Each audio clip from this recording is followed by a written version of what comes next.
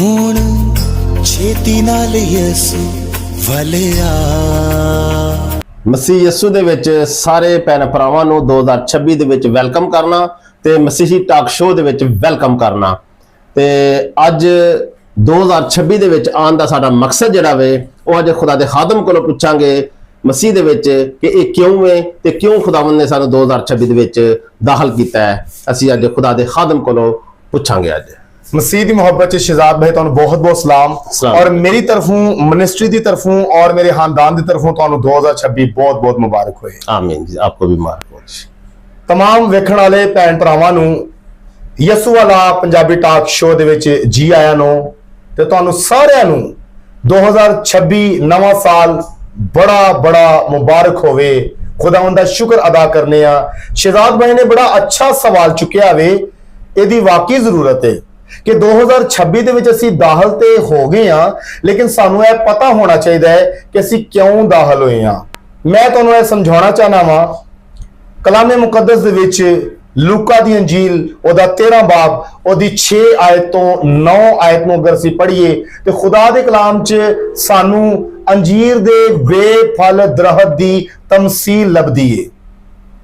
ਉਸ ਤਮਸੀਲ ਦੇ ਮੁਤਾਬਿਕ बाइबल का जिहड़ा जिंदा खुदा वे, जिहड़ा यहोवा खुदा है, वो बाग दा मालिक है और ओहदे विच एक बागबान दे बारे दस्सिया गया वे। बागबान खुदावंद यसू मसीह है और मालिक जिहड़ा वे वो अंजीर दे दरख्त दे विचों 3 साल तक मुसलसल फल ढूंढण आंदा वे, लेकिन फल नहीं लभदा है। मालिक कहंदा कि इहनूं कट दे, लेकिन बागबान कह रहा वे कि 1 साल होर दे दे, मैं गोडी अच्छी तरह करांगा, खाद डालांगा, यानी कि थाला खोदांगा, खाद डालांगा, अगर अगे नूं वधिया अगे नूं अगर फल लग्या ठीक है, नहीं तो इस तो बाद इनू कट दिता जाए। 2026 सानू दिता ही तां वास्ते भी खुदा ने कि खुदा मेरी ते तुहाडी जिंदगियां दे विचों फल वेखना चाहता वे। असल च मैं समझना वा कि जिवें कलाम दी आयत दे मुताबिक बागबान ने मालिक नूं 1 साल लिया वे, इसलिए शहजाद भाई मैं समझना कि जदों 2025 दे आखिरी लम्हात चलते पे सन्ना, मिसाल के तौर पर 2025 की जिहड़ी आखिरी रात सी, 11 बजे का टाइम सी, 1 घंटा रह गया सी, या मिसाल के तौर पर 2 घंटे रह गए सन 12 बजन च अगू नवा सन कह लो कि स्टार्ट होने च शुरू होने च। तो मेरा ईमान है कि बागबान यानी कि खुदावंद यसू मसीह ने मालिक को जरूर उदों मेरे ते तुहाडे वास्ते मोहलत मंगी होएगी कि आए मालिक आए खुदावंद इन्हां लोकां नूं होर 1 साल दे दे।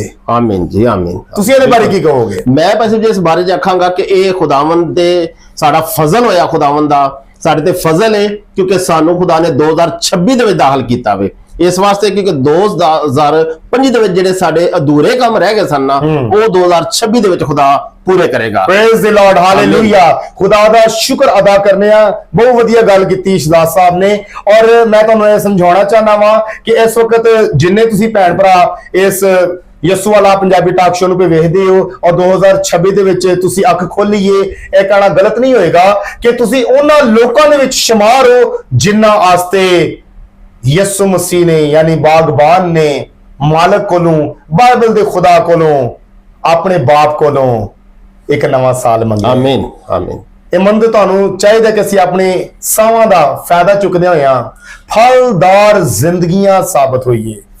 लेकिन इत्थे शहजाद साहब मैं एक होर गल करना चाहांगा कि सारा कसूर दरख्त दा ही नहीं जी है, खाद दे बारे सानू गौर करना होएगा कि खाद डालण वाला जिहड़ा बागबान है ओहदा की रद्दे अमल है। बागबान दे उत्ते अगर असीं गौर करिए ते खुदा दे कलाम च लूका दी इंजील 13 बाब दे विच ते बेशक बागबान खुदावंद यसू मसीह नूं मुतारफ करवाया गया वे उस तमसील दे मुताबिक अगर सियाको सबाक नूं वेखीए। लेकिन अज दा बागबान मैं अगर वेखा इस दुनिया दे विच ते जिन्ने खुदा दे हादम ने जिहड़े खुदा दा कलाम लैके घर घर जा रहे ने या खुदा दे घर दे विच मुनादी करदे ने खुदा दे कलाम नूं सुना के, बेशक इहदे विच सारे बागबान गलत नहीं है, लेकिन कुछ बागबान ऐसे भी ने कि जिहड़े मादर दे नाल सही खाद नहीं भी डाल रहे।